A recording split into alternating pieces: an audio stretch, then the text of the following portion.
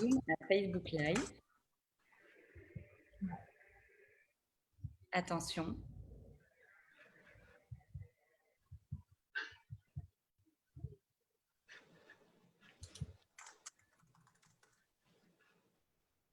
Alors, bonsoir tout le monde. Je crois qu'on est en direct. Donc, bonsoir à toutes et à tous. Je demande à la régie, voilà, c'est super. On est en live. On attend le lien. Alors, bien le bonsoir.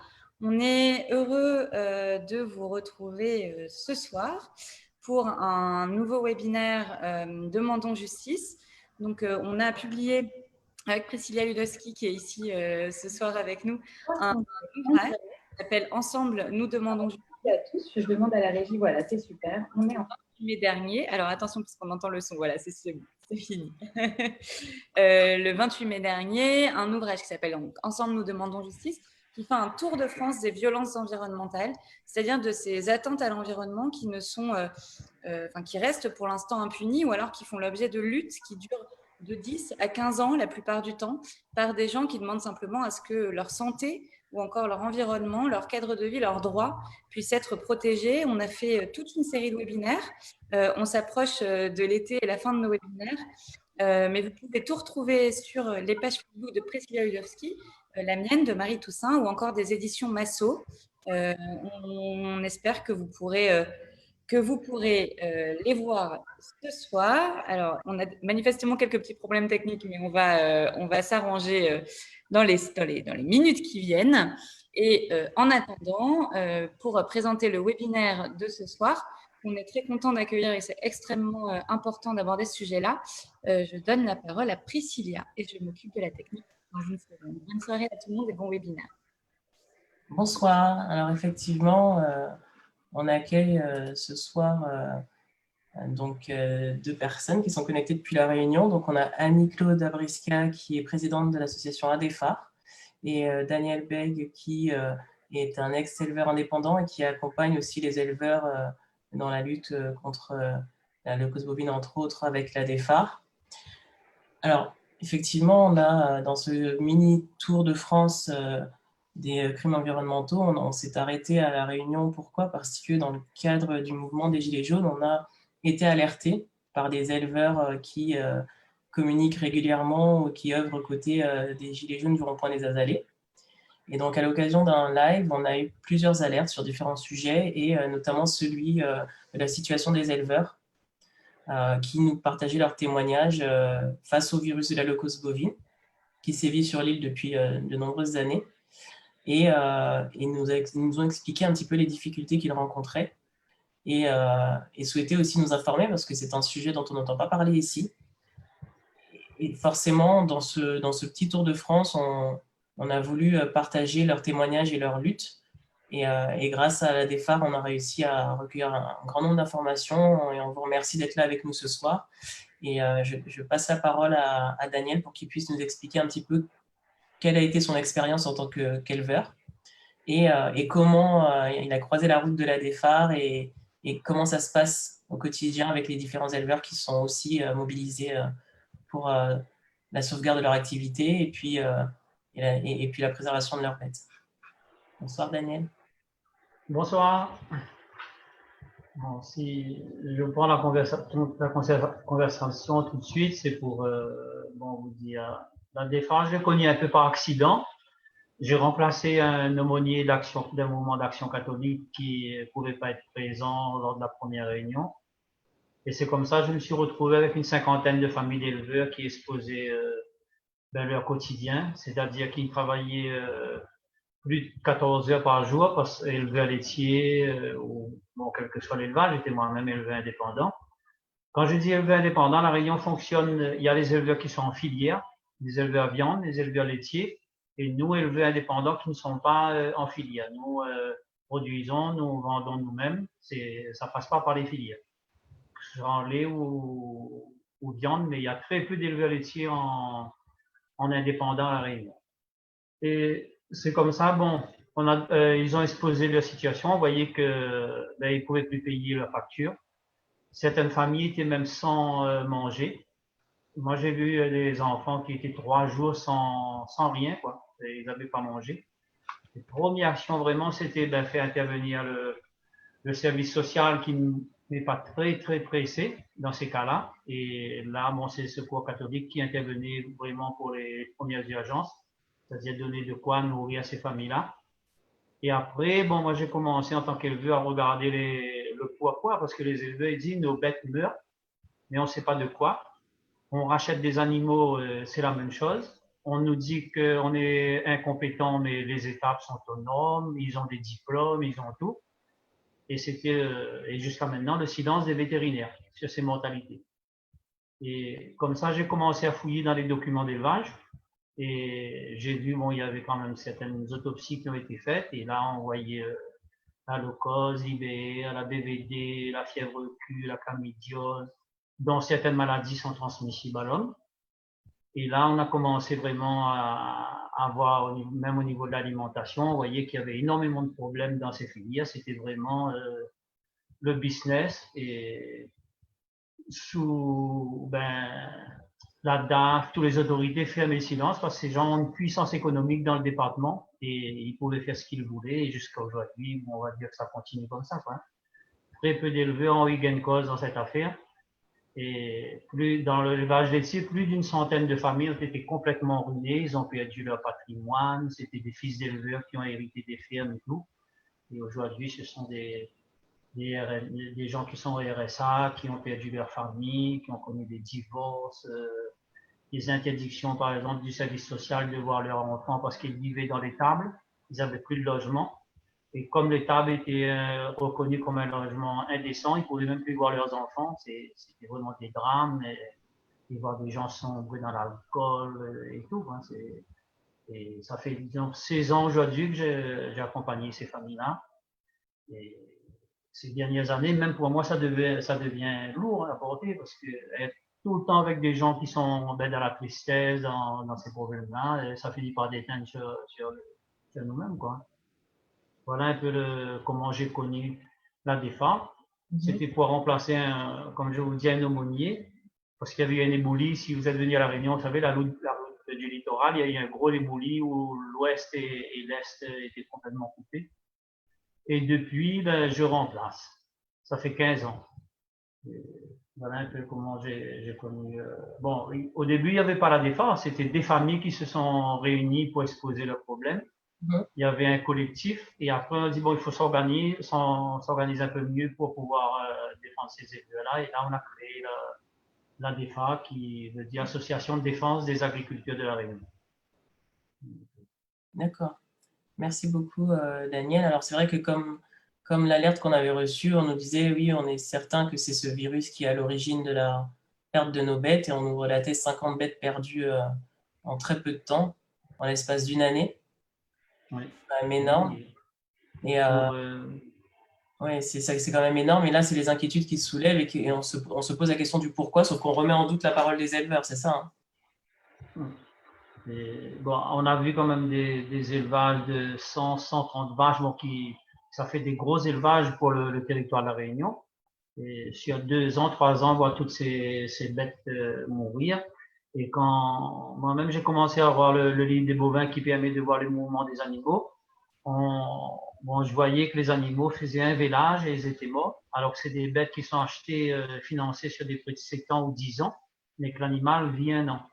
Que l'éleveur achète une seconde vache, elle meurt au bout d'1 an, 2 ans, il se retrouve avec 3 après remboursés, mais il n'a plus de vache pour payer les vaches qui sont mortes, dont les frais n'ont pas pu être remboursés. Et là, c'est vraiment, ils s'enfoncent de plus en plus, et c'est le coût financier, la ruine totale. Hein. Ouais, donc en fait, il n'y a pas qu'un. Ouais, il y a plusieurs impacts en fait. Là, j'entends qu'il y a des problèmes financiers, mais que ça affecte aussi la famille, que des problèmes sanitaires puisque les bêtes meurent ou sont malades ou sont en mauvaise santé, qu'il y a de l'endettement, enfin tout ça entraîne des grosses difficultés, quoi, et vous les accompagnez là-dessus. Et même certains éleveurs ont été contaminés par certaines maladies dans les élevages, là, parce qu'ils étaient en contact avec les cheptels, même les enfants des éleveurs. Parce que là, bon, on reste plus sur la leucose, mais il faut savoir aussi que d'autres élevages, tels que les élevages caprins, lapins, ont été contaminés aussi. et des lapins avec le staphylocoque doré. C'est une zoonose transmissible à l'homme. Et là, il y a une petite fille qui allait souvent avec ses parents dans les élevages. Elle s'est fait contaminer staphylocoque doré. Bon, et ça sous le silence des politiques, parce que aujourd'hui, ce combat, que ce soit les politiques, les administratifs, ils ne veulent pas dire qu'ils ne sont pas au courant, mais on voit que tout le monde essaie de se défendre en disant ben, c'est les éleveurs qui sont incompétents. Et aujourd'hui, on a la preuve que ben, si on cite seulement la leucose bovine, que c'est une maladie réglementée, c'est sous la responsabilité de l'État, que l'éleveur n'a aucune responsabilité là-dedans. Lui, il a subi, il a payé un gros tribut, mais c'était à l'État d'imposer et de faire appliquer la réglementation. C'était pas les obligations de l'éleveur en premier, même si l'éleveur aussi n'a pas de responsabilité, mais après, il faut déjà informer l'éleveur. L'éleveur ne va pas, bon, il n'a pas été formé vraiment en droit, ni sur les impacts sanitaires. Alors, c'est le rôle de son vétérinaire et les vétérinaires n'ont pas fait leur boulot. Hein. Et j'ai même entendu des phrases. En 2003, ils ont introduit l'IBR et un des vétérinaires qui suivait l'opération, il a dit la poule aux œufs d'or est arrivée à la Réunion quand on a introduit l'IBR parce qu'il savait que c'était les vétérinaires qui allaient empocher le pactole parce qu'il faut soigner ces bêtes et ils ne travaillent pas gratuitement. Voilà un peu comment et après il faut savoir que la leucose, un animal positif à la leucose a interdit de mouvement, c'est-à-dire qu'interdiction de vente.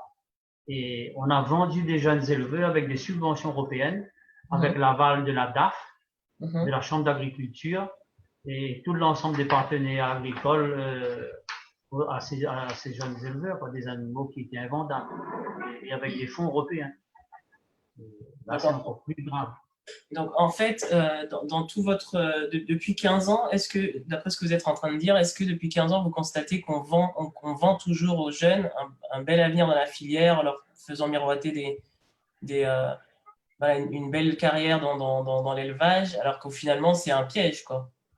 Oui, c'est un piège. Ça, je le confirme. On continue. D'ailleurs, la présidente de la CICALE l'a dit en direct il y a quelques jours, que c'est seulement l'année dernière, elle a pu installer un jeune et cette année avec 0 leucose. Elle a confirmé elle-même que jusqu'à maintenant, tous les animaux étaient vendus. Et d'ailleurs, quand je prenais les bons de livraison des animaux, il y avait un certificat de bonne santé. Et sur ce certificat, on voyait la case leucose et IBR, bien souvent, était déjà coché comme quoi l'animal était porteur de ces deux maladies-là. Et alors que ces deux maladies à vice rédhibitoire. On ne peut pas vendre ces animaux-là. Et la DAF n'a jamais mis interdiction de mouvement sur cet élevage contaminé. Elle a même vendu des animaux atteints de la tuberculose, du moins positifs au premier test de la tuberculose à des éleveurs. Et la tuberculose a quand même des conséquences aussi sur la santé humaine. Et même ça, la DAF laisse les animaux sortir. On voit vraiment, il y a un laisser-aller. Des fois, je me pose la question, est-ce que c'est pour voir l'impact de ces maladies dans nos élevages? Et c'est comme ça qu'ils ont contaminé tous les cheptels, parce que la CICALE, elle a un atelier hygiéniste qui fonctionne, elle collecte tous les génisses nés dans les élevages, les différents élevages de l'île, elle les rassemble dans un même élevage, sans faire des prophylaxies d'achat, c'est-à-dire sans savoir le statut sanitaire de chaque animal qu'elle achète.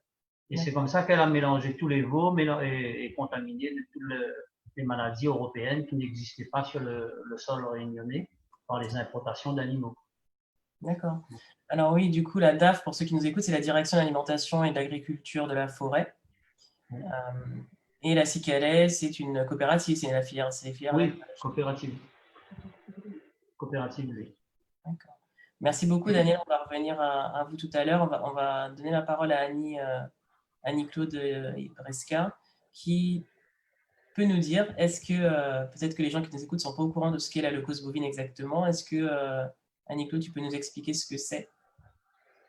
Alors, la leucose, en fait, alors déjà, donc dans le jargon, souvent on parle de la leucose bovine ou alors sinon on parle de la LBE, donc leucose bovine, donc enzotique. C'est en fait un cancer de la vache. C'est une maladie donc qui est causée donc là par un virus qui ne se traite pas et qui fait le lit en fait à plusieurs autres maladies. Alors, et il y a plusieurs stades, en fait, comme un cancer, et plus l'animal, effectivement, donc, la vieillit, plus, effectivement, donc, il a différents symptômes. Et à partir de 5 ans, effectivement, si, effectivement, la maladie s'aggrave, se développe, donc, on peut retrouver, effectivement, donc, des ganglions, effectivement, donc, chez l'animal. Et c'est pour ça donc que cette maladie qui a été effectivement répertoriée comme maladie effectivement de catégorie 2, c'est un danger sanitaire de catégorie 2, donc a été réglementée donc par l'État. Il se trouve donc ici donc à La Réunion, cette maladie est apparue d'après donc le docteur vétérinaire donc Pascal Ramassani de La Réunion depuis les années 1988 et notre cheptel était déjà en fait tombé à 70% de cette maladie. Donc l'ensemble, en tout cas du corps vétérinaire, connaissait effectivement la présence de cette maladie dans les cheptels. Ils n'ont rien fait. Et à la sortie effectivement donc de l'arrêté de 1990, la politique en tout cas d'assainissement, de protection des cheptels n'a pas été en tout cas réalisée ici à La Réunion. Donc ces animaux qui étaient interdits de mouvement, comme l'a dit Daniel donc précédemment, ont été effectivement donc acheminés dans les autres élevages via effectivement donc l'atelier géniste de la Cicalée, coopérative lait, ou via la coopérative Sicarivia, donc la coopérative viande. Et c'est ainsi donc qu'on a contaminé les différents cheptels de l'île. Alors, c'est vrai que se pose la question, donc nous à notre niveau, donc la DEFAR, elle est apparue effectivement donc en 2006, donc depuis 1988, elle existe la LECOS, donc on est arrivé donc en cours et il y avait déjà en fait une grande, comment dire ça, contamination en fait au niveau de l'île. Ce sont donc les procédures judiciaires qui nous ont permis effectivement de savoir donc que cette maladie existe sur l'île. Et bien plus grave encore, c'est que il y a eu aussi donc un épisode IBR, donc c'est une maladie pareille donc virale, respiratoire, une rhinotrachéite bovine, qui a été donc acheminée en tout cas donc à La Réunion, toujours par l'importation d'animaux malades depuis la métropole et qui n'avait pas été donc contrôlée depuis donc le port de Sète en passant par le port de La Réunion, et ces animaux ont été livrés dans nos élevages. Et certains, effectivement, donc éleveurs qui étaient avec nous dans la DEFAR ont été concernés par cette IBR. Associé, évidemment, avec la leucose bovine, ça a été une bombe, parce que la leucose bovine affaiblit le système immunitaire des animaux, et donc ça fait le lit, comme on l'a dit tout à l'heure, à plusieurs autres maladies. Donc, nous, au niveau donc de la DEFAR, donc ce qu'on a fait, donc c'est essayer d'accompagner effectivement ces éleveurs. Alors, imaginez donc là, au niveau donc là des avocats, donc défendre un dossier comme c'est un dossier très technique, donc le vocabulaire est important, connaître comment ça se passe l'élevage est important, et la plupart de nos éleveurs au départ se sont fait en fait débouter dans ces procédures. Parce que effectivement voilà. Et le rôle de la défense, je crois qu'il a été important. Donc nous, donc avec la présence de Daniel Bègue, c'est qu'à un moment donné, avec ces éleveurs, quand on a compris ce qui s'est passé, on s'est porté entre guillemets un peu garant de la partie technique pour les éleveurs. Et c'est ainsi qu'on a commencé à aider les avocats pour essayer effectivement de rédiger donc là toute cette partie technique et aider les éleveurs à mieux comprendre ce qui se passe. Mais c'est très compliqué parce qu'effectivement, à côté de ça, il y a la vie quotidienne des gens. Il y a aussi donc tout ce qui est paperasse, la lecture, donc lire des documents, c'est pas quelque chose donc qui est facile. Trouver une fiche en fait de laboratoire, comprendre comment est-ce qu'on lit tout ça, et on s'est rendu compte que l'éleveur n'était pas du tout informé sur cette maladie qu'est la leucose bovine, sur la réglementation, etc. Donc, il y a un discours donc, qui a été tenu effectivement par la DEFAR pour essayer de dire ben, il y a une réglementation, on essaye de la mettre en place. Et il y avait effectivement le discours de l'éleveur à côté, qui lui, bon, voilà, donc, en plus, il a plusieurs vétérinaires. Il a un vétérinaire qui est à la fois, comment dire ça, ce qu'on appelle sanitaire, donc qui est donc délivré par l'État, un vétérinaire conseil, un vétérinaire traitant pour son élevage, et qui est à la fois le même pour les éleveurs et le même pour la coopérative Cicalée. Donc, vous voyez bien, donc là, donc ça, très impartial aussi. Donc, Mhm. c'est le premier cas. Et d'ailleurs, donc, l'expert qui est venu dans les procédures à La Réunion, il disait que c'est la première fois dans un département français qu'il voit une telle situation. On ne peut pas être en même temps juge et partie dans une même affaire, donc c'est vétérinaire. Donc voilà, donc étaient les mêmes pour ceux donc, des éleveurs et ceux des filières. Voilà. Il y a quelque chose peut-être à préciser, c'est que depuis 1999, ici sur l'Hexagone, il n'y a pas de leucose bovine. Elle a été éradiquée en France hexagonale et il y a eu une qualification qui a été obtenue ici, le cheptel indemne, alors que la Réunion, non, pas du tout. Alors que si c'est classé en... Tout à fait, parce qu'en fait, au départ, je crois qu'on n'a pas... bon, c'est très complexe. Je pense qu'au départ, cette notion, effectivement, d'ensemble, enfin, de cette vision globale, en fait, de l'élevage et des maladies, on ne l'avait pas. Donc, je pense que tant qu'il n'y avait pas, entre guillemets, une partie adverse en face, ce qui se passait effectivement dans l'élevage, ce qui se disait au niveau de la préfecture, au niveau de la DAF, était pris effectivement comme la réalité, comme la vérité. C'est lorsqu'effectivement ce collectif a été mis en place et que donc et après donc à partir de ce collectif qu'on a créé la DEFA, qu'on a commencé à se poser des questions en 2006. Et c'est ainsi donc qu'on en s'est rendu compte. Ils ont fait croire en fait qu'il y avait plusieurs plans d'assainissement.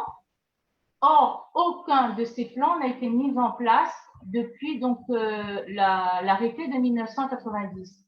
Ce qui fait que donc ça a été effectivement donc propagé. Alors le discours qu'ils tiennent aujourd'hui, alors c'est vrai qu'ils disent que il n'y a pas de code, etc. à La Réunion. La question ne se posait même pas lorsqu'on était en France. Un animal effectivement atteint de LBE, on le marquait, on l'isolait et il était conduit à l'abattoir. À La Réunion, ça n'a jamais été fait. Et aujourd'hui, on continue à tenir ce discours en disant qu'il n'y a pas obligation de marquage. Mais comment l'éleveur fait-il pour remarquer effectivement, enfin l'éleveur donc déjà fait-il effectivement donc là pour assainir un cheptel s'il n'y a pas isolement, s'il n'y a pas de marquage, donc ça continue effectivement à se propager. Quand on dit pareil à l'abattoir qu'il n'y a pas effectivement d'animal effectivement à taux élevé effectivement de bêtes qui sont effectivement atteints de ganglions, etc. Ben, c'est normal parce que l'inspecteur, lui, qu'est-ce qu'il va regarder? Si l'animal a un L dans l'oreille, il va peut-être inspecter, mais s'il n'y a pas, donc ça va passer dans la chaîne comme n'importe quel animal. Donc, c'est pour ça que nous, on se dit, il y a un discours, effectivement, donc là, entre guillemets, des officiels, des professionnels, etc. Et en face, il y a un discours de la DEFA qui essaye, effectivement, de lutter, de faire entendre, en fait, cette voix et de faire aussi, donc, comprendre aux éleveurs qu'il faut effectivement que cette réglementation nationale s'applique ici, en tout cas dans l'île. Mais toujours est-il qu'on n'a pas, il n'y a même pas une volonté d'assainir, de protéger, en tout cas de faire qu'il y ait un cheptel sain à La Réunion. C'est plutôt donc en fait faire un élevage, un atelier d'un ensemble de pathologies. Donc on élève des maladies dans des ateliers. On élève des maladies donc dans les élevages en fait des éleveurs et l'éleveur est peut-être en face de certaines maladies transmissibles à l'homme dont il ne sait même pas. Voilà à quoi on est confronté. Merci beaucoup Annie-Claude. On a une question de Caroline en ligne qui dit mais quel est le risque de la leucose bovine pour la consommation humaine? Et je rajoute, du coup on a parlé des risques de contamination sur le sol, mais du coup où va cette viande en fait du coup? Comment ça se passe? Alors, cette viande, alors, je vais peut-être choquer certains quand je vais dire ça. Donc, cette viande, effectivement, donc de la leucose bovine, donc elle passe donc à l'abattoir et elle va dans la chaîne, effectivement, donc alimentaire. Donc, la DEFA n'est pas habilitée à dire effectivement si cette viande est consommable. Nous, ce qu'on tient comme discours, on se dit que c'est une viande quand même cancéreuse. C'est une viande d'un animal malade. Dans nos pratiques déjà culturelles ici à La Réunion, on ne mange pas déjà des animaux malades. Ensuite, il y a eu des études, donc, et là, c'est la polémique, effectivement, donc là, entre les études qu'il y a eu avec, comment elle s'appelle, Gertrude Boering, là, concernant, effectivement, donc là, comment dire ça, la transmission, donc là sur avec les recherches qu'elle a fait par rapport au cancer du sein. Donc ça, je laisserai peut-être aux spécialistes en fait de se poser la question là-dessus sur la qualité. Mais nous, on se dit quand on ne sait pas effectivement la qualité d'une viande, nous ce qu'on revendique, c'est le principe effectivement de précaution. Parce qu'à côté de la leucose bovine, il faut savoir, comme j'ai dit tout à l'heure, qu'il y a d'autres maladies en fait qui existent sur ces animaux. Or, ces maladies ne sont pas diagnostiquées, l'éleveur n'est pas forcément au courant de ces autres maladies. Donc, pour nous, donc, il y a effectivement donc là un risque. Et voilà donc nous la position de la DEFA par rapport à cette problématique. Donc, je ne sais pas si j'ai répondu effectivement donc à la dame, si la réponse en tout cas est satisfaisante, mais nous, voilà ce qu'on dit, c'est une viande quand même malade. Et vu effectivement donc le non-marquage de ces animaux, si les animaux ont plus de 7 ans, et ça, nous on est persuadés, donc 7 ans, s'ils arrivent effectivement à dépasser cet âge-là, donc ça se peut que c'est des animaux qui sont déjà donc atteints avec peut-être d'autres symptômes plus graves ou des ganglions, mais comme ils ne se passent pas effectivement dans la chaîne, ils ne sont pas marqués, donc on ne peut pas savoir. Oui, alors justement, concernant cette question liée à la santé, moi j'ai une question et du coup j'ajouterai quelque chose. Sur ce que j'ajouterais, je dirais qu'effectivement, il y a eu des études qui ont été faites et du coup, j'imagine qu'il faudrait en produire d'autres, mais on en parle dans le chapitre d'une université américaine en Californie qui a montré la présence du virus de la leucose dans les tissus mammaires chez la femme. Donc voilà, plusieurs femmes ont été l'objet de cette étude, enfin même de 2 études, donc tous les résultats sont dans le livre. Mais à côté de ça, pour ce qui est de la consommation propre, moi la question que j'aurais pour vous, c'est est-ce que vous avez envie de mandater ou de commander des études justement pour vérifier si la consommation est sans risque? Parce que je n'ai pas l'impression qu'il y a eu des études de fait là-dessus. Ben, nous, au niveau de la DEFA, on a questionné, donc souvent, lorsqu'on faisait effectivement des conférences de presse ou lorsqu'on on avait peut-être l'occasion de rencontrer effectivement donc des responsables de la DAF, je dis bien on avait, puisque aujourd'hui ce n'est pas le cas, ils évitent effectivement donc la DEFA, on a réclamé des études françaises à ce sujet. On n'a jamais eu de réponse. La dernière grande manifestation, lorsqu'on était parti aux États généraux de la santé animale et qu'on a posé effectivement ces questions, on n'a pas eu effectivement donc de réponse claire à ce sujet. Donc pour nous déjà, donc ça c'était une chose. Et tout à l'heure, je vous disais aussi que j'allais choquer parce qu'on se posait la question où va effectivement cette viande. Et là, je m'excuse, mais je traduis une réalité qui est bien la nôtre et qui est aussi une problématique pour la DEFA, c'est que cette viande, aujourd'hui, elle est destinée à la communauté mahoraise ou comorienne, donc qui vient ici à La Réunion. Donc, comme ils ont des difficultés effectivement donc à vendre leur viande effectivement donc malade, donc là par exemple en période effectivement donc de Ramadan, donc ces viandes sont écoulées, donc il y a effectivement un système de vente parallèle donc qui est à côté, et ces viandes sont vendues à la communauté mahoraise, alors que au niveau donc réglementaire, ces viandes sont interdites effectivement donc là de mouvement, donc on ne peut pas effectivement donc les vendre, on ne peut pas les sortir. Le seul lieu où ils doivent aller avec un laissez-passer, mais vraiment donc là de la DAF, c'est aller à l'abattoir. Point barre. Alors, c'est sûr que quand ils vont aller à l'abattoir, ils vont se retrouver dans les assiettes, effectivement, des Réunionnais et des Réunionnaises. Alors, si notre viande était bonne, alors on est interdit, effectivement, aussi d'exportation, en tout cas de cette viande. Donc, et là, dans le document de la saisine Lances de 2015, il est bien écrit que cette viande est destinée à usage local. Alors, plus méprisant, il n'y en a pas. C'est à usage local. En voulant dire, vous produisez, maintenant vous faites ce que vous voulez, manger votre viande, c'est à usage local. D'ailleurs, il y avait d'ailleurs c'est grave ce qu'on entend, mais il y a aussi une alerte qui avait été lancée par les éleveurs quand on a fait le live sur le rond-point. C'était de dire que officieusement, les bouchers avaient des réductions pour propager cette viande qui était ensuite distribuée dans les écoles. Alors, par rapport à la réduction, donc nous, on n'a pas, enfin, on a entendu dire, mais bon, nous, on n'a pas forcément des preuves. Par contre, nous, au niveau de la DEFA, lorsqu'on a vu qu'il y avait effectivement, donc quand ils voyaient qu'il y avait des difficultés d'écoulement, donc justement de cette viande, Donc, ils ont commencé en fait à trouver un autre moyen, un autre biais en fait pour essayer de vendre, pour que la viande soit consommée. Et effectivement, donc il y a eu donc la première école, je crois que c'était à Petite-Île, donc là où le maire en question est le responsable au niveau du département de la commission agricole. Et nous, au niveau de la DEFA, on est allé effectivement, on a demandé donc une entrevue avec justement donc cet élu du département pour pouvoir effectivement poser les choses par rapport à cette situation. Et donc, cette rencontre, il nous a écoutés, mais à la fin, donc, on s'est senti effectivement énormément méprisé parce qu'il nous a dit effectivement que cette viande en métropole a été aussi donc conduite à l'abattoir et a été consommée. Et que est-ce qu'on préfère effectivement manger de la viande qui est importée et dont on ne sait pas effectivement les techniques en tout cas de production.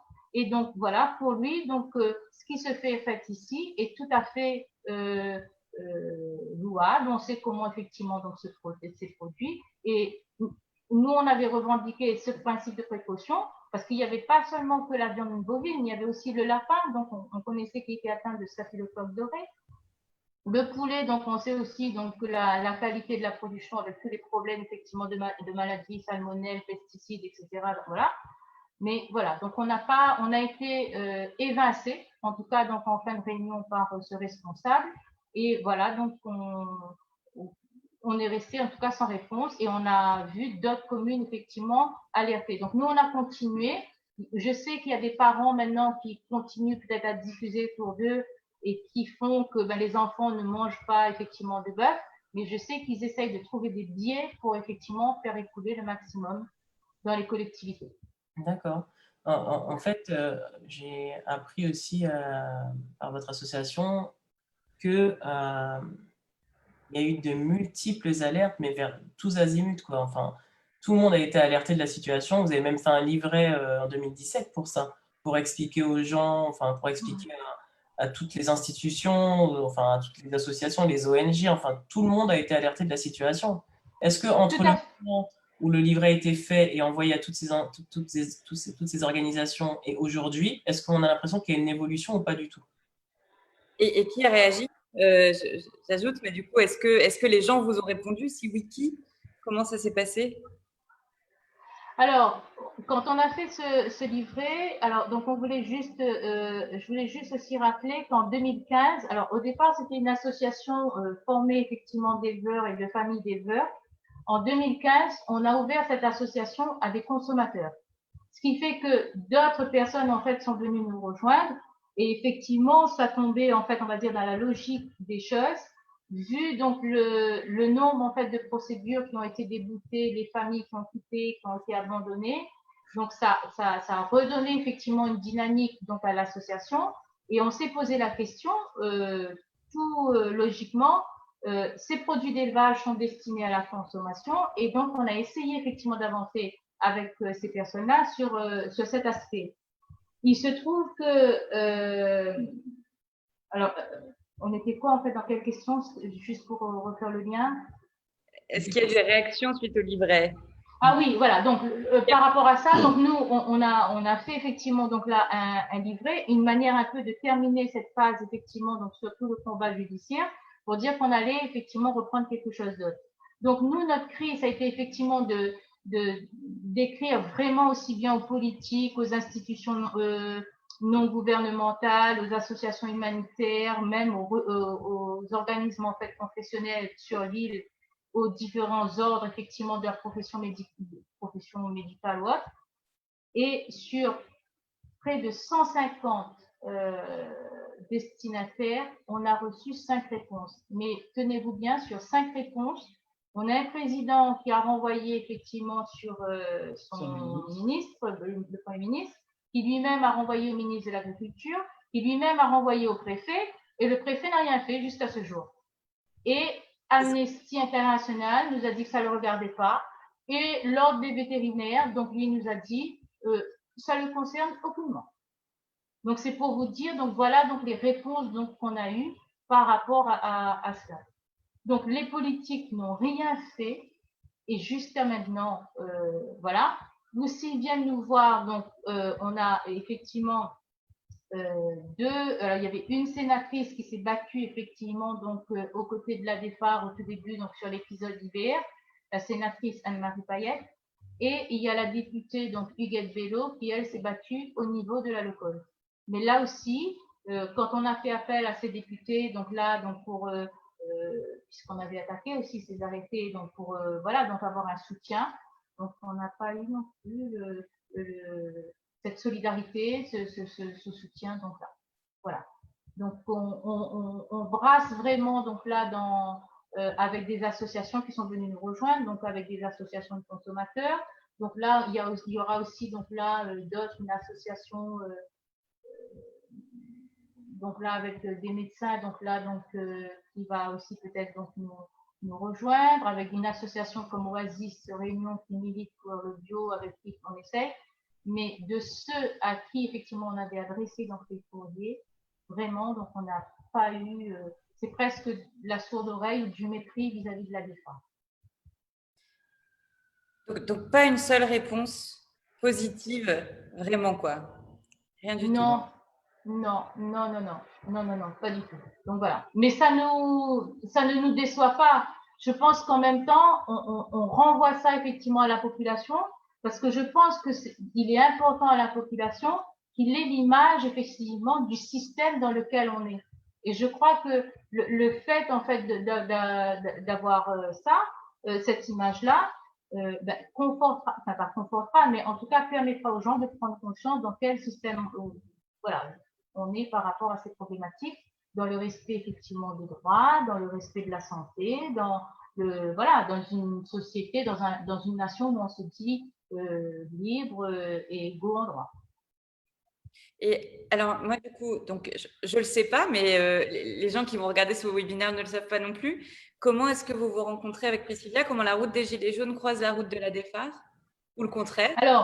Alors nous, concrètement, je crois que quand on a entendu effectivement la manifestation des Gilets jaunes, on avait lancé en 2018 une marche symbolique, parce qu'on avait un président de l'association, donc un jeune père de famille qui était éleveur laitier et qui est décédé dans des circonstances dont jusqu'à maintenant, donc on se pose des questions. Est-ce que c'était la pression? Dans son cheptel, il avait plus de 22 maladies. Dans les procédures, donc on a découvert ça, dont effectivement aussi donc une suspicion de tuberculose. Lui-même, donc il a fait ses examens, on a retrouvé effectivement, donc il a perdu son dossier, a été perdu en hôpital, etc. Et donc symboliquement, pour faire hommage, pour rendre hommage en fait à ce homme-là, donc on a fait effectivement une marche en fait dans l'île. Et il se trouve donc entre-temps, donc là, donc après voilà, donc on avait rencontré, il y a eu le mouvement aussi donc là des Gilets jaunes. Et donc nous, on a été tout à fait en adéquation donc effectivement avec ce qui est revendiqué, et on a rejoint donc à un moment donné un groupe effectivement de Gilets jaunes, marcheurs aussi. Et voilà, donc on a partagé ensemble donc notre combat, et on s'est retrouvés après donc à plusieurs reprises pour des conférences, pour des rencontres, voilà, donc sur le rond-point effectivement donc des Gilets jaunes des Azalées, et on a accueilli effectivement donc là, enfin les éleveurs en fait sont venus et ont partagé, et ils étaient avec nous effectivement dans ce combat avec les éleveurs. Donc voilà en fait donc comment ça s'est tissé. Et là aussi, pareil, donc notre démarche, quand on a fait cette marche, c'était pas une marche pour une marche. On était 5 personnes, en fait, au niveau de la DEFAR pour la faire, cette marche. Et notre but, c'était effectivement d'aller rencontrer ces différents, institutions responsables de l'élevage à La Réunion. Donc, on a refait le trajet, donc, depuis la naissance, donc là, de l'association à la plaine des Palmiers. Donc, on a fait passer toutes les plaines, si vous avez l'image de l'île, et on a fait toute la côte ouest jusqu'à le parvis des droits de l'homme. Et on est passé effectivement donc chez le GDS, la CICALE, enfin les différentes filières, etc. Et préfecture, enfin voilà, jusqu'au bout. Et on leur a remis un rapport effectivement, et un courrier avec des questions bien précises pour le demander. Il y a une contamination de l'IBR. On vous a écrit qu'est-ce que vous avez fait depuis ce temps-là. Arrivé sur le parvis des droits de l'homme, Juste le Donc, GDS, on devait. pour Oui, expliquer aux gens qui nous regardent qu'est-ce que c'est. Du coup, vous avez parlé pardon? de GDS. Ah, le GDS, c'est le groupement de défense sanitaire. Donc, c'est un groupement donc qui a été effectivement donc validé en tout cas donc par l'État ici donc au niveau de la Réunion, au niveau de la DAF, de la direction de l'alimentation, qui a effectivement le souci donc là du suivi sanitaire en fait donc des animaux dans l'île et en même temps qui participe à l'enlèvement des cadavres quand il y a effectivement donc des animaux en fait morts, enfin des cadavres d'animaux dans l'île. Donc voilà. Et donc nous, à la fin de cette marche, on a attendu, donc on est resté, donc on a fait près d'un mois de marche. On a fait une coupure parce qu'il y avait un cyclone qui a s'annoncé. On est revenu, on a attendu et il y a eu personne. Si, il y a eu l'évêque de la Réunion qui est venu nous voir, mais il n'y a pas eu personne de ces destinataires autres qui sont venus nous voir à la Réunion et avec une promesse d'une députée qui devait effectivement venir, mais elle n'est pas venue. Donc, c'était donc pour vous dire, donc voilà, donc nous, et effectivement, donc là, sur ce rond-point, on a rencontré des avocats, on a rencontré des gilets jaunes, on a rencontré effectivement d'autres personnes qui ont, voilà, et on a continué effectivement à diffuser, à faire effectivement, donc, faire comprendre à la population notre situation. Et on s'est rendu compte que beaucoup de monde, effectivement, connaissait donc là les problématiques, mais on avait peur de parler. On avait peur, effectivement, de dire, parce que c'était trop lourd et que il y a effectivement de grosses responsabilités, en fait, derrière. Les gens savaient, ceux qui savaient prenaient leurs précautions et ceux qui ne savaient pas, ben, continuaient effectivement à écouter ben, le discours dont il existait. Voilà. Et pourquoi? Parce qu'il y avait des représailles? Après, je repasse la parole à Priscilla, mais Ben oui, alors en fait, les éleveurs en fait ont peur. Donc, il y a ceux qui sont effectivement venus à la défarge, qui sont déjà fichés et qui sont déjà donc convertis. Donc, en tout cas, eux, donc ils sont rayés hein, de la carte Cicalée ou de la Cicarésia en tant qu'éleveur. Et puis, il y a ceux qui nous appellent, donc quand on fait une conférence de presse, quand on fait une action, et qui nous ont dit effectivement, on a des problèmes, on a des animaux qui continuent à mourir. Alors, on dit, on est prêt à vous aider, mais la seule chose, il faut que se mettre ensemble, il faut qu'on vienne et voilà. Mais ils nous disent qu'ils ne peuvent pas, parce que s'ils viennent, c'est effectivement donc en face l'exclusion, comme les bègues qui ont eu effectivement, donc c'est l'exclusion donc qui est faite, et ils se retrouvent condamnés à nourrir des bêtes sans salaire et sans effectivement la collecte de leur lait. Et quand on sait que la Cicalée est la seule coopérative en fait qui récupère le lait, vous imaginez en fait voilà, on est vraiment dans une forme d'esclavage. Comment est-ce qu'on peut effectivement donc à notre époque accepter ça? Est-ce que c'est normal de faire travailler des gens? Ces gens sont sans salaire et il faut les nourrir parce que si on les nourrit pas, ils sont traités effectivement de maltraitants parce que c'est de la maltraitance animale.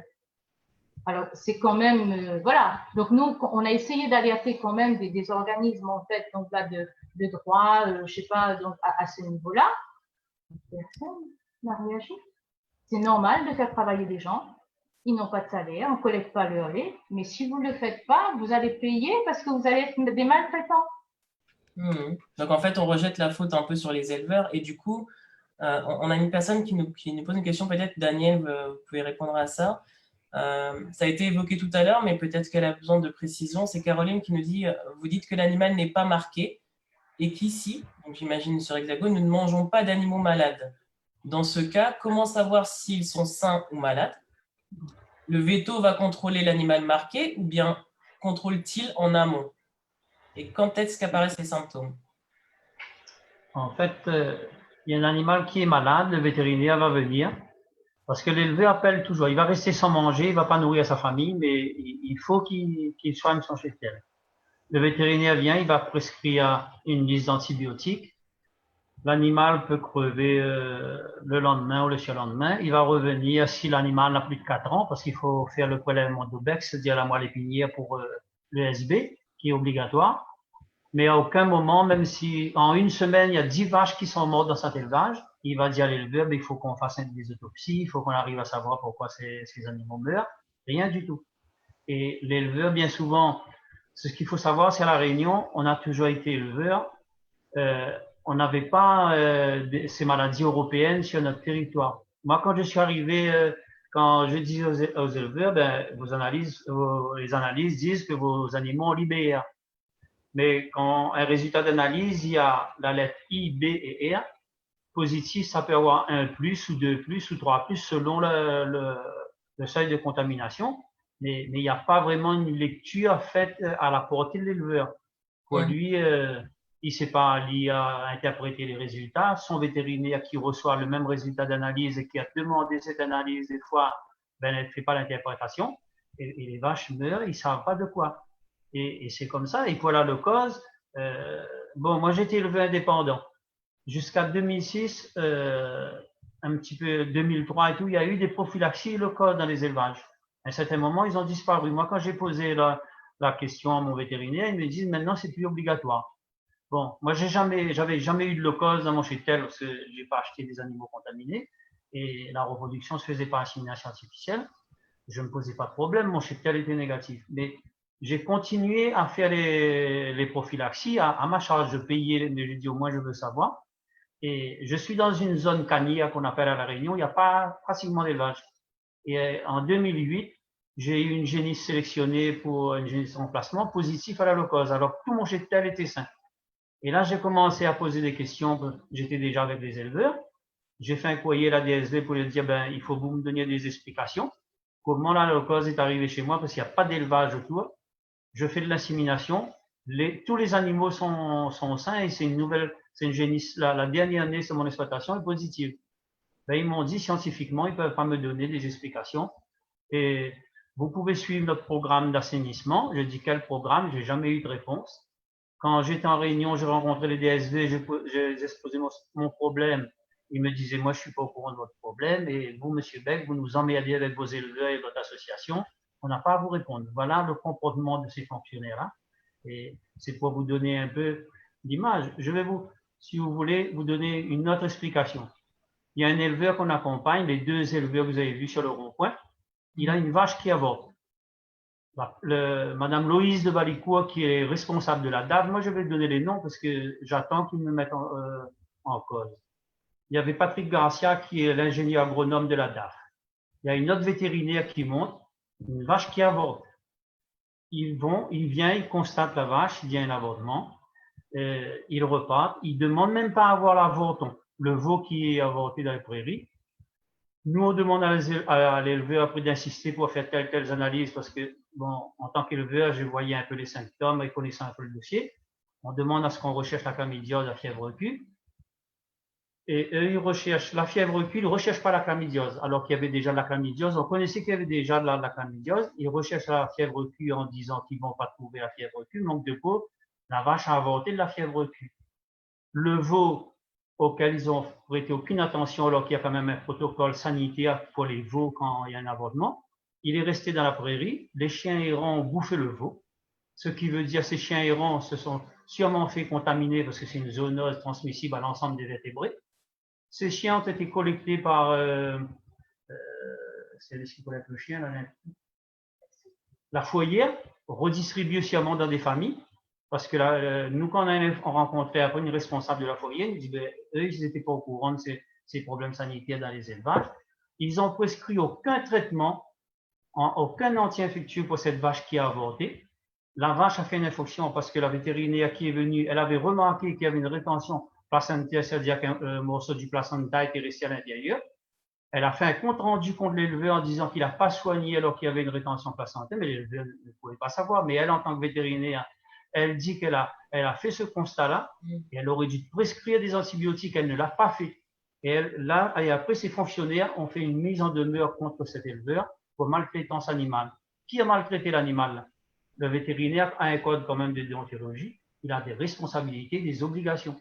C'était au vétérinaire, puisque l'éleveur l'avait appelé, d'apporter les soins à cet animal.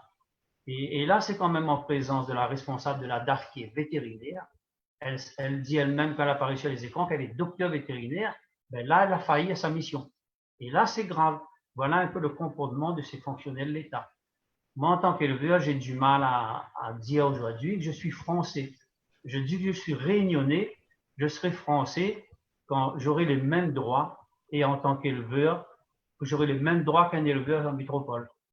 Moi, je suis éleveur réunionnais, je n'ai pas le droit d'exporter mes animaux, je pourrais vendre mes animaux à Mayotte que l'élevage est moins développé chez nous. Peut-être on a des animaux peut-être plus performants qu'on a pu améliorer, mais nous, on ne peut pas parce qu'on a une interdiction, parce que notre cheptel est malade. L'État reconnaît que notre cheptel est malade, mais l'État n'applique pas les réglementations qu'elle a l'obligation d'appliquer. Là, il y a un problème pour moi, d'éthique. Merci Daniel. Reconnaître. Merci Daniel. Je précise juste pour ceux qui nous regardent que quand on parle d'infection à l'IBR, c'est de la rhinotrachéite infectieuse bovine. Donc c'est une autre maladie dont parlait Annie-Claude lorsqu'elle disait du coup qu'il y a un cumul des maladies en fait sur les bêtes. En fait, sur une vache à La Réunion, on peut rencontrer 7, 8, 10 maladies sur la même vache. Et là, c'est impossible qu'une vache puisse tenir. Déjà, les animaux qu'ils ont importés ne sont pas adaptés sur l'île. Et ça, c'est pas seulement M. Beg qui le dit. Il y a aussi les experts qui sont venus qui disent ils n'arrivent pas à comprendre pourquoi on a importé des Primostagne à La Réunion. C'est un peu comme si, vous connaissez l'île, on importe une Ferrari pour faire une course dans nos sentiers à La Réunion. Voilà ce que disent nos experts. Pour vous dire que cette vache, il y a la topographie, il y a tout qui pouvait dire au moins ces gens experts, soi-disant, du développement de l'élevage, de faire le développement de l'élevage à partir d'autres races. Et après, avec ces importations, ils ont importé, comme je disais au début, toutes les maladies qu'on rencontre sur le sol européen, parce que c'est des animaux qui sont venus d'Allemagne, qui sont venus d'Hollande et la plus grosse majorité de France. Et pour la locose, on avait sélectionné avant les années 90 des vaches avec un haut potentiel laitier en métropole. Quand l'Europe a imposé la réglementation à la France, ils se sont dit on a mis beaucoup d'argent pour avoir sélectionné ces vaches et c'est comme ça tous ces animaux positifs à la locose allés à l'abattoir sont venus à La Réunion. Et c'est les responsables de filière qui ont importé ces animaux contaminés de la locose en disant qu'à La Réunion, on ne va pas faire un compte avec. Mais si on prend la thèse de Pascal Ramassamy, et quand lui questionne le vétérinaire, quand il fait sa thèse sur la locose, la première pathologie dénoncée par les vétérinaires qui posent des questions, c'est la LDE, qu'il rencontre dans les élevages aujourd'hui. Quand la DAF nous dit que ça n'a aucune conséquence ni sanitaire ni économique, moi je dis à ces gens-là, dans ce cas-là, il faut faire disparaître la LDE des maladies animales, parce que ça n'a aucune conséquence. Une maladie qui n'a pas de conséquences économiques et sanitaires, c'est plus une maladie. Si on en prend un peu de bon sens, il faut l'enlever. D'autant plus qu'elle est sur la liste quand même des maladies réglementées et la catégorie 2. Oui, là, il y a quand même danger sanitaire. Et la catégorie 2 implique qu'il y a des mesures mises en place, celles qui ne sont pas mises en place justement à La Réunion. Mais qui ça n'a jamais été mis en place. On faisait payer les prophylaxies, mais à aucun moment on a appliqué la réglementation. C'est encore plus grave encore. Parce que là, c'était une réglementation sur le plan national. Au début, ils nous ont dit on a une dérogation pour la Réunion. Et ça, c'est quand on a commencé les expertises. Et c'est moi qui a aiguillé l'expert et titillé l'expert pour dire nous, on veut voir cette dérogation parce qu'en tant qu'éleveur, on ne nous a jamais transmise. Là, on a une procédure judiciaire. En tant qu'expert, faites la demande, ils auront l'obligation de vous donner le document. Et là, ils nous ont donné une lettre faite par M. Olivier Faugier, qui était un ancien DSV de la Réunion, qui était au ministère de l'Agriculture, mais cette lettre n'avait jamais valeur de dérogation. C'était un simple foyer qu'il avait fait, et c'est tout. Et là, l'expert a commencé vraiment à les titiller, demander du compte. Et il y a une phrase qu'il m'a dit quand il était en expertise à La Réunion, je ne vais pas le dire parce que je ne veux pas mettre cet expert à La Réunion, mais lui, il avait même du mal à me dire ce qu'il avait entendu par rapport à nous, réunionnais ou français d'outre-mer. Mais je ne vais pas le dire pour ne pas mettre cet expert en difficulté, mais lui-même, il me dit, j'ai honte de vous dire comment ces gens-là au ministère vous traitent. Et là, il m'a dit, cette phrase, je l'ai dit à un de vos députés à La Réunion. Et elle m'a répondu, on a l'habitude d'être traité de la sorte. Mais je dis, c'est quand même grave en tant que député d'accepter ça. Je dis, si c'était nous, Réunionnais, qui avaient dit quelque chose, on aurait dit que c'était des propos racistes et tout. Alors, ça dépassait pour moi le propos raciste, les mots qu'ils ont dit au ministère à cet esprit, nous concernant. Mais c'est vraiment on va dire, nous prendre moins que les bêtes. Hein. Et je peux vous dire, en accompagnant ces éleveurs-là, souvent j'ai pleuré avec eux. Et je disais aux éleveurs, ce ne sont pas les vaches qui sont dans les cornadines, mais c'est vous, éleveurs. Et je dis, il faut quand même lever la tête et dire, ah ben ça suffit, c'est un peu trop. Mais je ne sais pas ce qui retient. Bon, je sais parce que, comme Annie-Claude disait, j'ai vu des factures de 80 000 euros d'aliments, de compléments d'aliments que ces éleveurs doivent à leur copain. Et s'ils ouvrent la bouche, ben, il faut rembourser ces 80 000 euros sous 8 jours. S'ils ferment leur bouche, on leur donne des délais de paiement. Et c'est comme ça qu'on les tient à la corde, on va dire. C'est plus la vache qui a la corde, mais c'est l'éleveur. L'éleveur est devenu la bête parce qu'il est complètement dépendant de la coopérative qui a un monopole. En fait, il y a un complet monopole, quoi. Oui, et en plus, ils appliquent un système d'alimentation qu'on appelle ration sèche. Dans l'Europe, en 2006, ça fait un rapport où, en conclusion, on dit ce type d'alimentation est à bannir en élevage laitier. Et à La Réunion, c'est ce modèle d'alimentation qui est imposé aux éleveurs. Oui. Et là, c'est encore plus grave. C'est moi, quand je dis ça, même devant les fonctionnaires de la DAF, nos élus et tout, je ne réponds même pas. Quoi. Je dis alors que c'est interdit l'Europe. Voilà les conclusions. J'ai même apporté le rapport, dire ben voilà. Et ce sont des experts qui sont revenus quand nous on a commencé à faire des manifestations. L'éleveur, cet expert dit la même chose. C'est l'alimentation, c'est la quantité de granulés. On donne 25 kilos de compléments à une vache à La Réunion. Si un éleveur nous entend métropolitain, il va dire que nous sommes fous dans ce département. La vache est quand même et reste une ruminante. C'est pas, on va pas donner 25 kilos, 20 kilos, 18 kilos de complément à une vache. Là, c'est vraiment avoir des problèmes d'acidose et après avec l'allocose et les autres maladies. Et c'est comme ça qu'on a le plus fort taux de mortalité dans le département français. C'est La Réunion. Nous, on bat des records souvent dans le mauvais sens. Merci beaucoup, Daniel, pour ces explications et témoignages. On a une dernière question. Je vais poser une dernière question et laisser la parole à Marie pour conclure, parce qu'on arrive au bout de l'heure prévue pour le webinaire. On a apparemment un dernier arrêté qui a été pris là, le 3 juin. Est-ce que, Annie-Claude, tu peux nous en dire un petit peu plus? Les dernières actus. Alors, cet arrêté, donc on a fait, alors on va être très, comment dire, très vigilant par rapport donc à cet arrêté. C'est un peu donc là le discours donc qu'on a tenu. Pour l'instant, donc nous, on est en train de faire effectivement donc une démarche donc auprès donc d'un avocat qui nous défend donc là au Conseil d'État donc parce que quand on avait attaqué. Mais en tout cas, cet arrêté pour nous ne répond pas à la mission, en tout cas, ou à la vocation de l'arrêté de 1990. L'arrêté de 1990 mettait bien l'accent, donc l'objet, sur la protection des cheptels, sur l'assainissement, sur la qualification en fait du cheptel. Et on se rend compte donc là, donc avec donc là le communiqué de presse en fait du préfet et en regardant effectivement, donc on a réduit quand même un arrêté de près de je sais pas d'une trentaine de pages à une demi-page. Donc déjà donc dans le jargon en fait utilisé donc voilà, donc comment est-ce que l'éleveur effectivement comprend cet arrêté? Pour nous, ça pose énormément en fait de problèmes parce que on ne sait pas comment ça va se faire effectivement donc là ce plan. Ce qu'on sait que pour l'instant on a une cartographie donc là de la Réunion, peut-être pas forcément publiée, mais en tout cas de contamination en tout cas au niveau de la leucose. Ça va se faire progressivement, mais il faut attendre effectivement que le ministre de l'Agriculture nous donne la fourchette effectivement de ce taux de prévalence. Donc ça, donc on le sait pas non plus.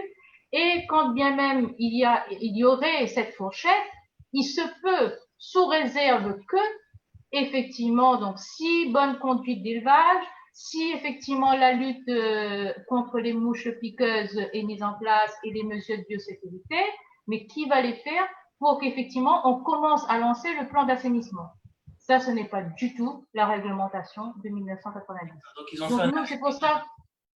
Alors, donc nous, on est en train effectivement, donc là, de travailler effectivement donc là sur effectivement cet arrêté et demander effectivement donc des éclaircissements au préfet et en même temps faire entendre notre voix, donc pour que les éleveurs entendent en fait les questionnements, pour qu'ils se posent des questions. Parce qu'on a bien peur que ce qui est effectivement une maladie qui devait être gérée par l'État devienne bientôt donc à la charge de l'éleveur, et sans s'en rendre compte, il va être coincé donc effectivement dans cet arrêté.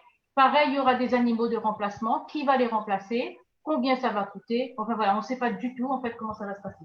Donc nous, on est attentifs à ça. Pour les personnes qui nous écoutent, du coup, on a Daniel et Beg et Annie-Claude et Bresca qui nous expliquent un petit peu la situation de la Réunion et des éleveurs à la Réunion face au virus de la leucose bovine, entre autres. Et c'est une association qui aide les éleveurs à lutter contre toutes les conséquences liées en fait à la propagation de ce virus.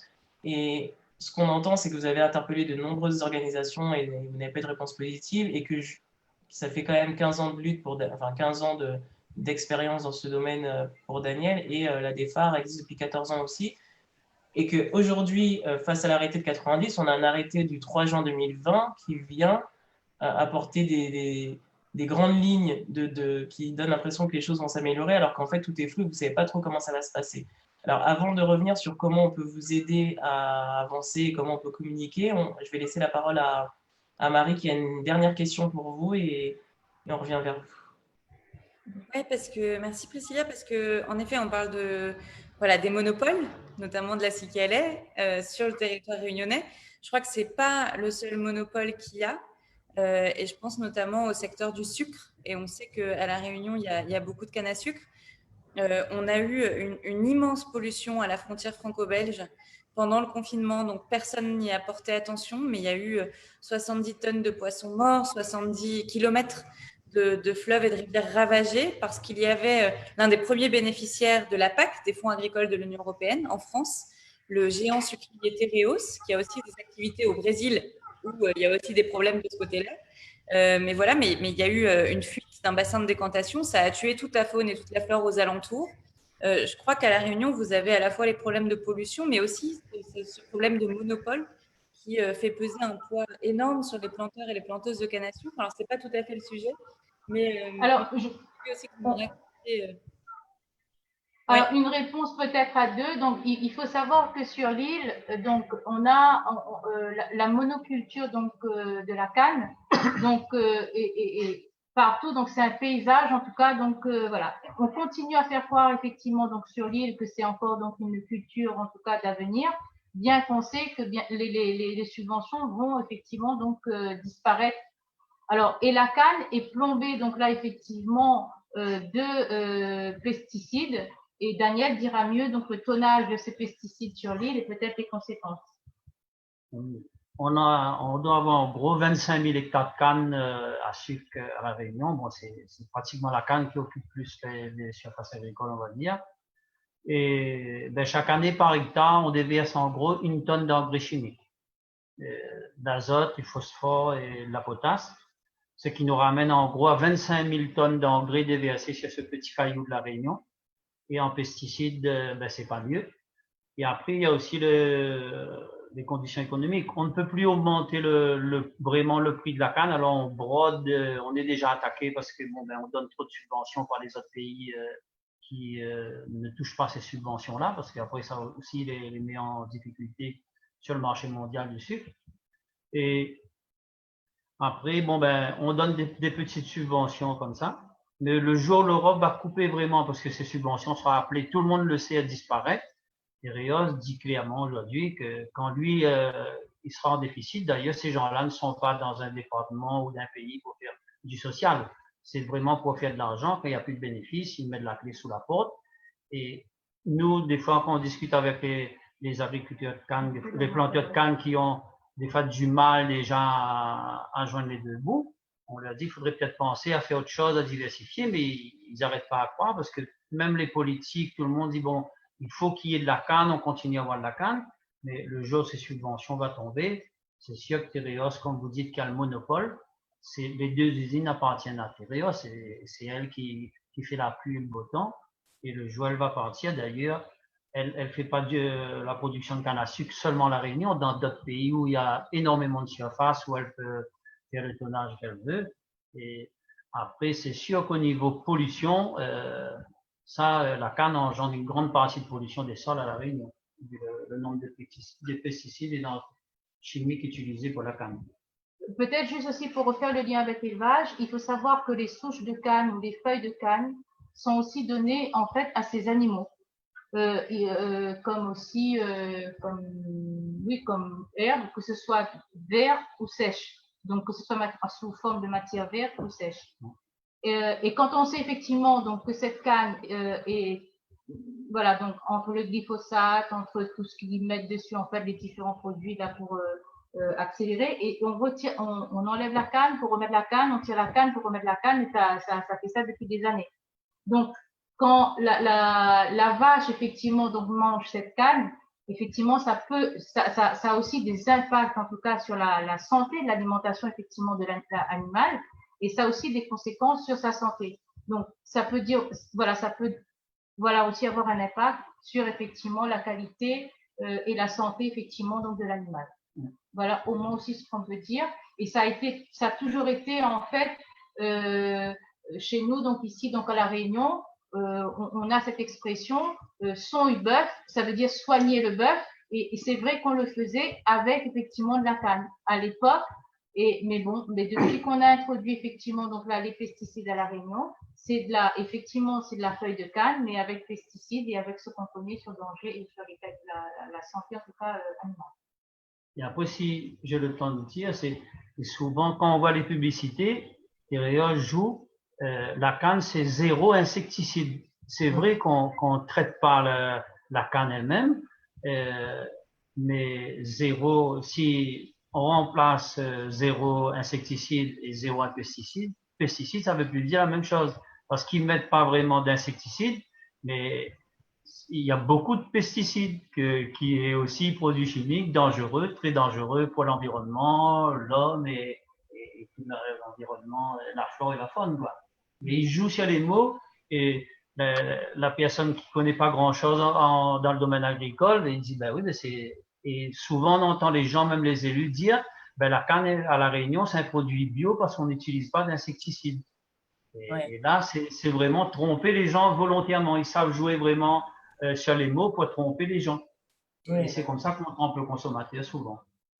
C'est souvent le cas, ouais, effectivement. Ben, merci pour ce bout de témoignage sur la canne à sucre et les pesticides. Merci beaucoup. On va vous quitter ici. C'est nous qui vous remercions. Pour ceux qui nous regardent, on aura juste peut-être, si vous avez une demande particulière, comment les gens peuvent vous aider, est-ce qu'ils peuvent vous contacter sur une page, sur un email, est-ce que vous avez besoin de soutien, même un appel à La Réunion si quelqu'un vous écoute. Qu'est-ce que vous aimeriez faire passer comme message? Du soutien, on en a besoin. Je crois que plus cette affaire sortira de La Réunion, plus ça aura du sens pour nous, parce que je pense que ce problème effectivement d'élevage donc à La Réunion ne concerne pas en tout cas que les Réunionnais, mais je veux dire, mais si ça s'entend et ça sort effectivement donc de l'île, pour nous ça va être déjà quelque chose de gagné. Alors c'est sûr que en tout cas, nous, on voulait remercier donc Priscilla et Marie, en tout cas, donc qui a pu effectivement, vous avez pu rencontrer effectivement les Gilets jaunes et partager donc sur cet aspect-là. Et je crois que pour nous, ça a été une belle, comment dire ça, une belle aventure. Et j'espère que ça va nous ouvrir en tout cas donc des portes pour le combat qu'on est en train de mener. Alors, une adresse mail, peut-être donc pour ceux qui veulent nous contacter et nous aider. Alors, on va pas le dire comme ça, donc voilà, puisqu'on est surveillé en tout cas de partout, donc par les institutions, mais on a une adresse mail, on peut recevoir et après donc on pourra donc dispatcher donc là les informations. Donc c'est ADEFAR, ADEFAR en minuscule 974 @gmail.com. Voilà, donc ça, vous pouvez effectivement donc le diffuser. Et à partir de là, donc vous nous envoyez votre message et nous, voilà, on vous répondra. Merci beaucoup. Bon courage en tout cas à vous et le bon courage aux éleveurs. En tout cas, merci. Merci. Et puis, j'espère en tout cas que les éleveurs donc, seront encouragés, que, voilà, que le message en tout cas passera. On vous souhaite beaucoup de courage et puis des victoires et on fera de notre mieux pour continuer à diffuser votre combat pour lequel on a beaucoup de respect et d'admiration, voilà, et de solidarité. Et Restez, on restez voilà, le faire. Merci beaucoup. Restez avec nous, Annie-Claude et Daniel. On va juste dire au revoir aux personnes qui nous regardent et on se retrouve. D'accord. Au revoir à tout le monde et merci d'avoir suivi. Voilà. Et n'oubliez pas, si vous voulez nous faire parvenir des commentaires, des questions, des informations sur les différents sujets qu'on a abordés, sur le livre, ou tout autre fait que vous souhaiteriez porter à notre connaissance, c'est sur demandonsjustice@protonmail.com. Et on vous dit à bientôt.